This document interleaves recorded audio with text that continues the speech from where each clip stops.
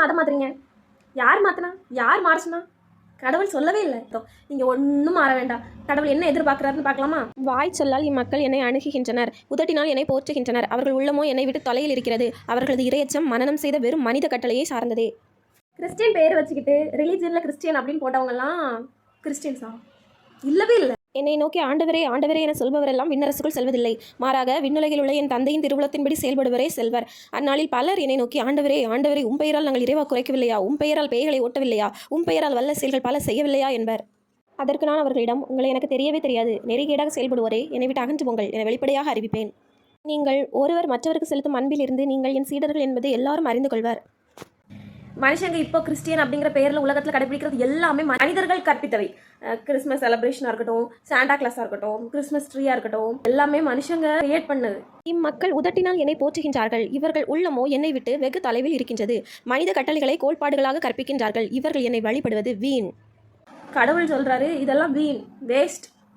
நீங்கள் எனக்கு யாருன்னே தெரியாது, நான் என்ன எதிர்பார்க்குறேன், நீங்கள் என்ன பண்ணிட்டு இருக்கீங்க அப்படின்னு கேட்பாரு. உங்களுக்கு ரொம்ப தாகமாக இருக்குது, நீங்கள் தண்ணி கேட்குறீங்க. அந்த சைடில் இருந்து ஒருத்தவங்க வந்து பிரியாணி கொடுக்குறாங்க, என்ன பண்ணுவீங்க? நீங்கள் வந்து பயங்கரமான தாகத்தில் இருக்கீங்க, உங்களுக்கு அந்த டைம் என்ன வேணும், நீங்கள் என்ன கேட்டீங்க? தண்ணி தானே கேட்டீங்க, அப்போ பிரியாணி கொடுத்தா சாப்பிடுவீங்களா? அதே மாதிரி தான் கடவுள் சொல்கிறாரு, இதெல்லாம் நான் கேட்கவே இல்லையே, ஏன் பண்ணிட்டு இருக்கிறேன், இதெல்லாம் நான் கேட்டேன், நான் என்ன கேட்டு நீ என்ன பண்ணிட்டு இருக்கிறேன் அப்படின்னு சொல்லுவார். ஏன்னா அவர் எதிர்பார்க்கறது மனுஷங்க வந்து கஷ்டம்னு நினைக்கிறாங்க செய்யறது. இதெல்லாம் செய்ய முடியாதுங்க, அன்பா இருக்கணுமா? ஐயோ, யார்கிட்ட எப்படி அன்பா இருக்கிறது? அமைதியாக இருக்கணுமா? சண்டை போடக்கூடாதா? போர் செய்யக்கூடாதா? ஒவ்வொரு நாடும் அமைதியாக இருக்கணுமா? இதெல்லாம் எப்படி பண்ணுறது ரொம்ப கஷ்டம். நாங்கள் வேணா சாண்டா கிளாஸ் ரெடி பண்ணுறோம், நாங்கள் வேணா கிறிஸ்மஸ் செலிப்ரேஷன் பண்ணுறோம்னு சொல்கிறாங்க. ஆனால் கடவுள் சொல்கிறாரு, இதெல்லாம் நான் கேட்கவே இல்லை, ஏன் பண்ணுறீங்க, எனக்கு உங்களை தெரியவே செய்யாது, கிளம்புங்க அப்படின்னு சொல்லுவார்.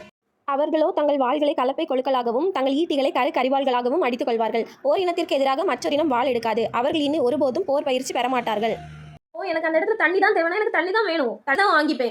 அதே மாதிரி தான் கடவுள் சொல்றாரு, அவரை விரும்புகிறபடி தான் கடவுளை வணங்க வேண்டும். நம்ம இஷ்டத்துக்கு மனுஷங்க எழுதி வச்ச மாதிரி கடவுளை வணங்கக்கூடாது. கடவுள் என்ன எதிர்பார்க்கிறாரோ அப்படிதான் நம்ம கடவுளை வணங்கணும். அவர் சொன்னது ஒண்ணுமே செய்யாம அவருடைய விருப்பம் என்னது அப்படிங்கறத அறியாம நம்ம சொந்த இஷ்டத்துக்கு டெய்லி ஆண்டவரே ஆண்டவரே ஆண்டவரையும் கூப்பிட்டு இருந்தோம்னா அது அவர் கடவுள் கேட்கவே மாட்டாரு.